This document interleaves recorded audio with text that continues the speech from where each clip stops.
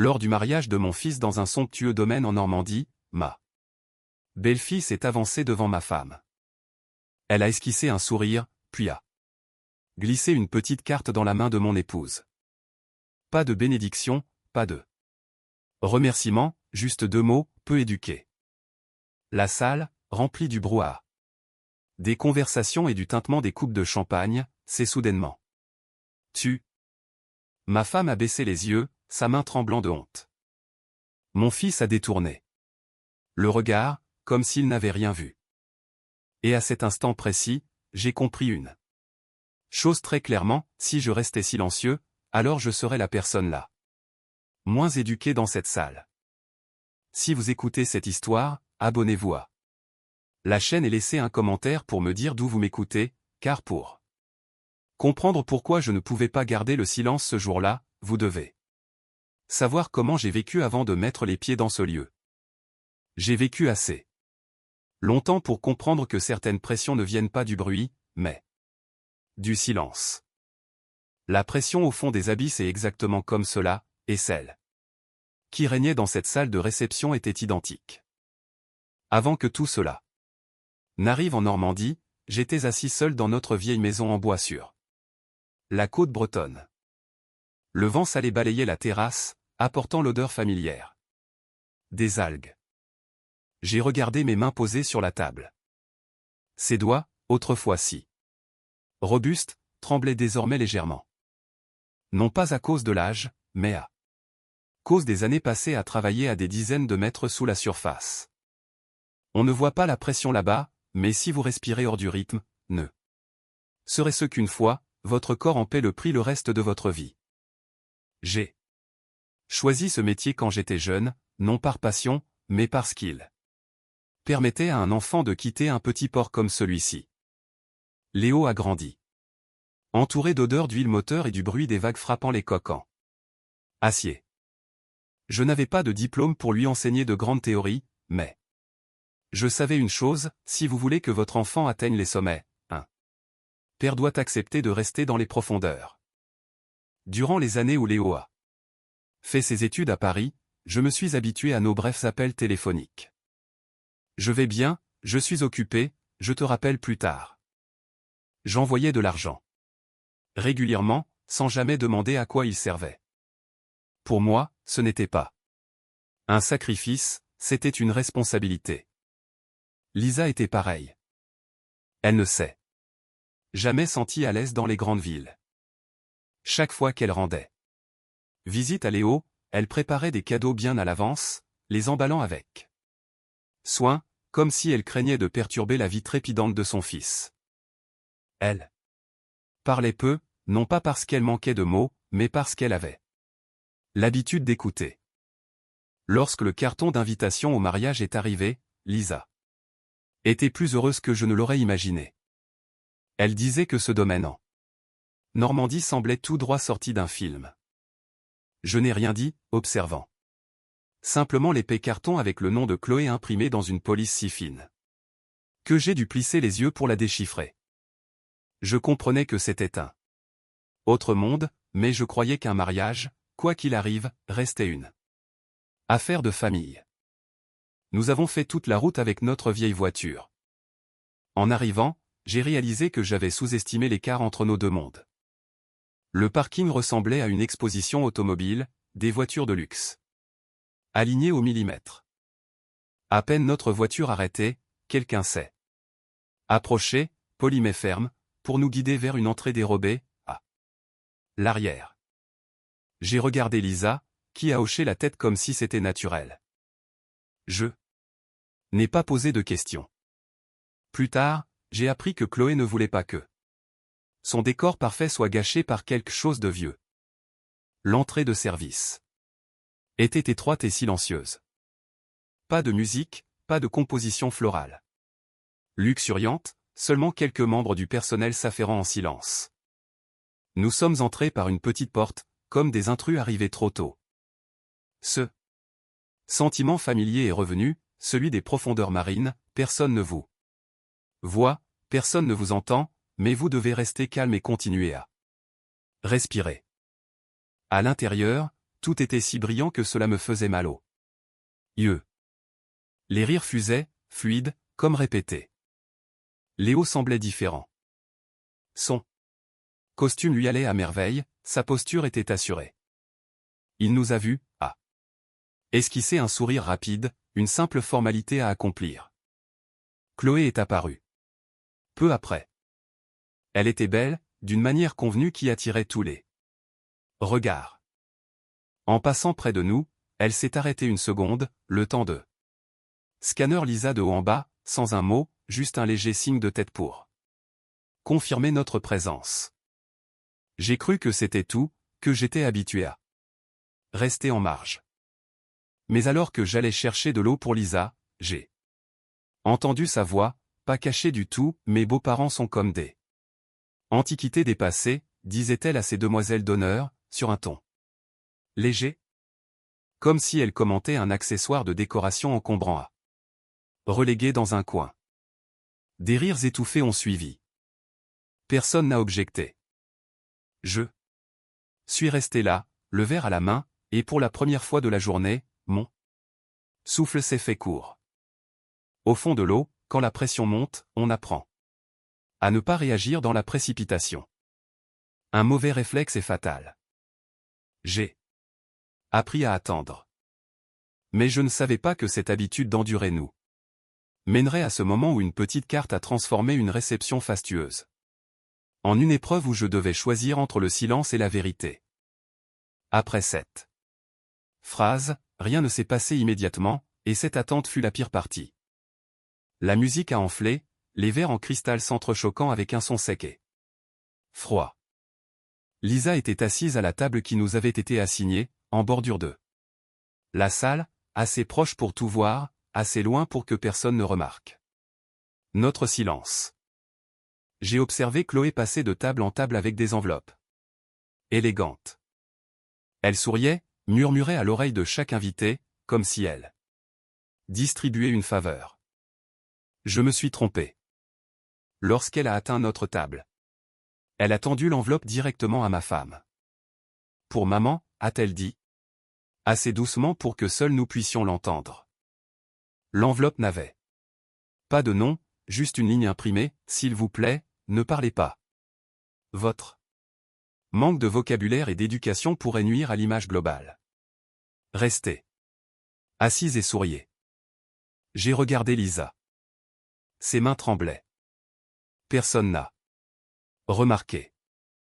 Tout le monde écoutait le maître de cérémonie parler d'amour et de lien entre les familles.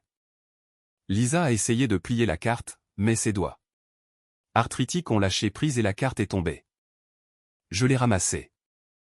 En relisant ces mots, la pression habituelle a envahi ma poitrine.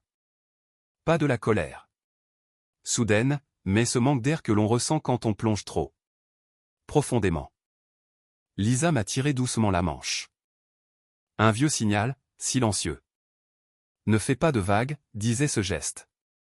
Léo était assis en face.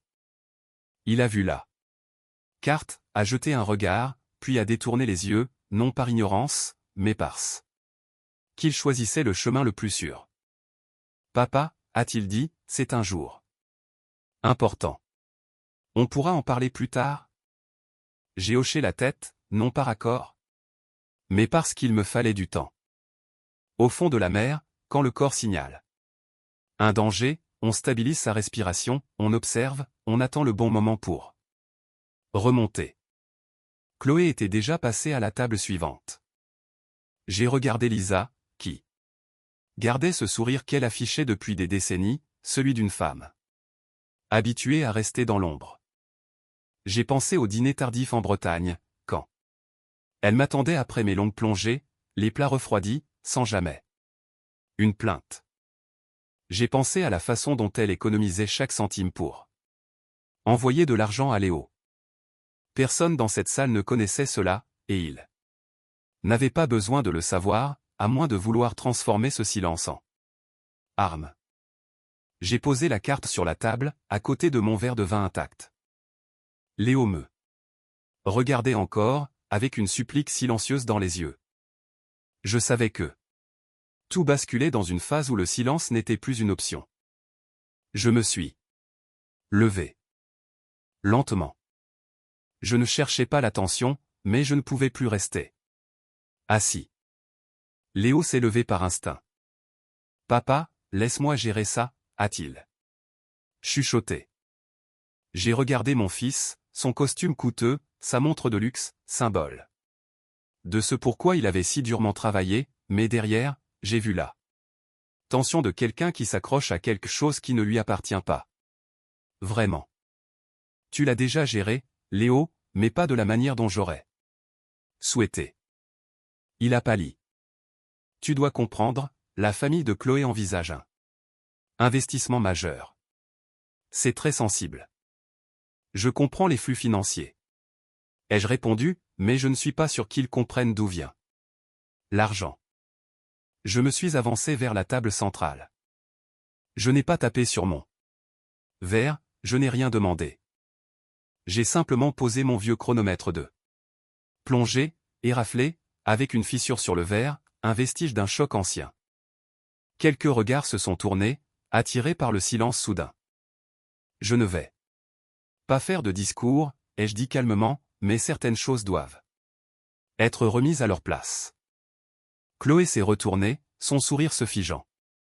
J'ai travaillé des centaines de mètres sous la surface, ai-je poursuivi. Là-bas, personne ne demande où vous avez fait vos études. Ils demandent seulement si vous tenez parole. L'entreprise de mon fils fonctionne très bien. Sur le papier du moins. Je ne vois pas où vous voulez en venir, a rétorqué Chloé, polie mais glaciale. Je parle du capital, et de la ligne de crédit. Garantie par mon assurance accident du travail. Le silence est devenu pesant. Léo tremblait. Ton assurance, papa? Oui, cet accident de pipeline il y a 10 ans. La banque a jugé que c'était une excellente garantie. J'ai regardé. Chloé, on a fait croire à votre famille que Léo avait construit ce capital seul. N'est-ce pas?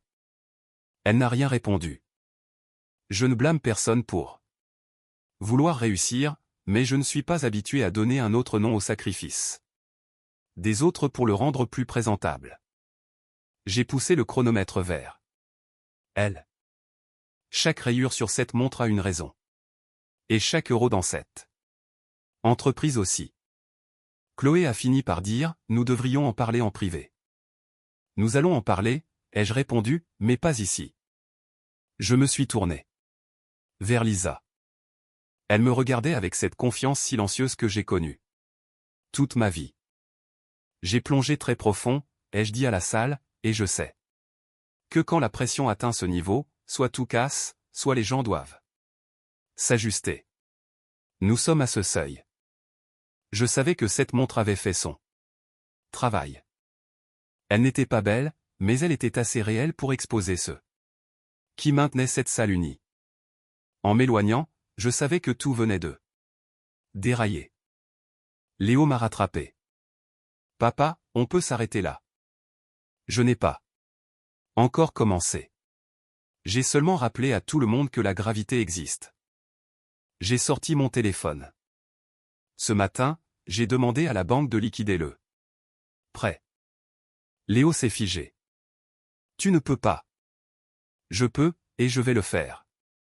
Je suis revenu au centre. Sous 24 heures, les lignes de crédit garanties par mes actifs seront soldées. Par règlement, les comptes liés seront gelés pour audit. Chloé ne souriait plus. Ce n'est pas une menace, c'est une procédure. Léo semblait dévasté. Il comprenait que ce n'était pas seulement une question d'argent, mais de réputation. J'ai alors lancé un enregistrement audio sur mon téléphone. La voix de Léo et celle de Chloé, après le mariage, ce sera plus facile.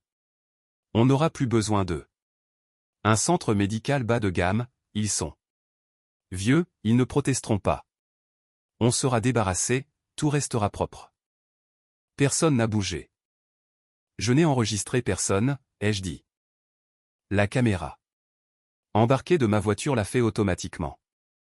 J'ai regardé Chloé, vous parliez de nous comme d'objets encombrants. Elle a ouvert la bouche, mais aucun son n'est sorti. Je me suis dirigé vers ma table, j'ai pris la carte de Lisa, je l'ai déchirée en deux et j'ai laissé tomber les morceaux dans la coupe de champagne de Chloé. Les bulles ont masqué les mots détruits. Vous avez des diplômes, ai-je dit, mais vous êtes analphabète en matière d'humanité. Je n'ai pas attendu. J'ai pris la main de Lisa et nous sommes sortis. Dehors, l'air était frais. J'ai pris une profonde inspiration, comme on le fait après avoir fait surface. Nous avons pris la route vers la Bretagne. Personne n'a parlé. Tout avait été dit de manière irrévocable. Quelques semaines plus tard, Léo a appelé. Sa voix était brisée. Papa, je peux rentrer à la maison. Tu sais. Où est la maison? La porte n'est pas fermée. Le lendemain, Léo était sur le quai, avec son sac. Lisa l'a accueilli avec un simple signe de tête. Ce soir-là, Léo a regardé ses mains, je pensais bâtir un avenir, mais je ne réalisais pas sur quoi je marchais. Je lui ai tendu une vieille combinaison de plongée. Demain, tu viens en mer avec moi. Il a appris. Pas par les mots, mais par le silence de l'eau. Il a appris que certaines limites ne se franchissent pas avec des diplômes. Quelques mois plus tard, Léo s'est tenu près de moi sur le pont. Papa, j'ai eu tort. Je sais. Je veux tout reprendre depuis le début. Recommencer ne veut pas dire reculer. Ça veut dire accepter de partir du bas et de réapprendre à se tenir debout. Ce soir-là, Lisa a posé une nouvelle carte. Sur la table, écrite de sa main, la valeur d'une personne ne se mesure pas à sa hauteur, mais à la profondeur de la gentillesse témoignée à ceux qui ont bâti les fondations de sa vie. La mer était vaste, et je savais que cette fois, nous respirions tous de la bonne façon.